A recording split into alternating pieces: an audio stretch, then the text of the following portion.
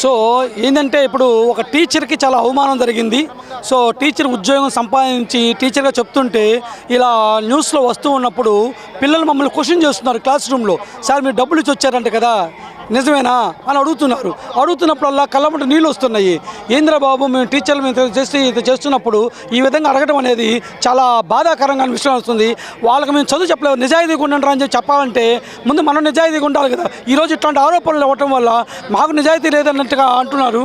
అదైనా సో దానివల్ల ఇబ్బంది అవుతూ ఉంది. కాబట్టి సో అది దాని గురించి మేము ఈ ర్యాలీ ద్వారా మేము ప్రజలకు చెప్పాలని చెప్పే ఉద్దేశంతో ఇక్కడ దాకా వచ్చాము. మేము అక్కడి నుంచి ఇక్కడ ఆరోపణలు చాలా జరుగుతున్నాయండి. దగాడేసి మేము డబ్బులు పెంచి కొనుక్కున్నాము అని చెప్పి చాలా విధాలుగా ఆరోపణలు చేస్తున్నారు వైఎస్ఆర్ పార్టీ వాళ్ళు.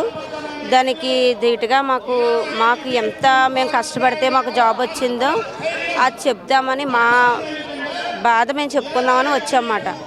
మేము 2018 నుంచి నిరంతరంగా కష్టపడితేనే మాకు జాబ్ వచ్చిందండి. మాకు ఒకవేళ కనుక మేము డబ్బులు ఇచ్చి కొనుక్కునే స్టేజ్ కూడా మాకు లేదు. మాది బిలో మిడిల్ క్లాస్ అన్నమాట. ఒక డబ్బులు ఇచ్చి కొనుక్కునే పరిస్థితి అయితే మాకు అసలు జాబే రాదండి. దేవుడి దేవుల కుటుంబ ప్రభుత్వం వచ్చింది, ట్రాన్స్పరెంట్గా జరిగింది. నాది మెరిట్ లిస్ట్లో వచ్చింది, పేరు 22వ ర్యాంక్ వచ్చిందండి.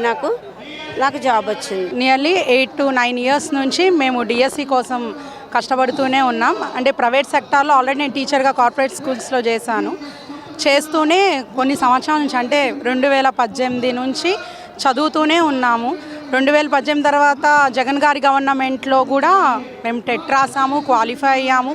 డిఎస్సి కన్నా టెట్టే కష్టం, ఆ టెట్నే మేము క్వాలిఫై అయ్యాము. మళ్ళీ క్వాలిఫై అయిన తర్వాత ఇప్పుడు వచ్చి మీరు ఉద్యోగాలు కొనుక్కున్నారా అని నిజంగానే మమ్మల్ని ఏ ఫంక్షన్స్కి వెళ్ళినా కూడా ఇదే క్వశ్చన్ రైజ్ చేస్తున్నారు. మేము అలా రైజ్ చేసే వాళ్ళకి టెట్ అనేది కూడా తెలియదు. ఒరిజినల్గా when compare with TET DSC is very easy. మా డిఎస్సిలో అయితే మనస్ఫూర్తిగా చెప్తున్నాం, ఎటువంటి అక్రమాలు జరగలేదండి. మేము ఒక 7 సంవత్సరాల కష్టం అండి ఇదంతా. ఫస్ట్ ఆఫ్ ఆల్ కోచింగ్ సెంటర్స్కి వెళ్ళి నిద్రాహారాలు మానేసి ఫ్యామిలీని వదిలిపెట్టి బ్యాంకుల్లో లోన్స్ తీసుకొని కోచింగ్ సెంటర్స్ కట్టి అంత కష్టపడి వచ్చిన తర్వాత ఇప్పుడు మా మీద ఇలా దుష్ప్రచారాలు జరగడం అన్నది మాకు చాలా బాధాకరమైన విషయం. ఇది చాలా జెన్యూన్గా జరిగిన డిఎస్సి అండి. ఇది మాత్రం 100% కాదు, 200% నిజం ఇది.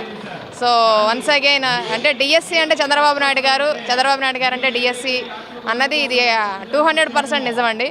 దాంట్లో మాత్రం ఎటువంటి అనుమానం లేదు. చాలా ఎటువంటి అక్రమాలకి లోను కాకుండా ప్రతిభని ఆధారంగా చేసుకుని మాత్రమే మేము సెలెక్ట్ అయ్యామండి. ఇది మాత్రం నిజంగా చెప్తున్నాము.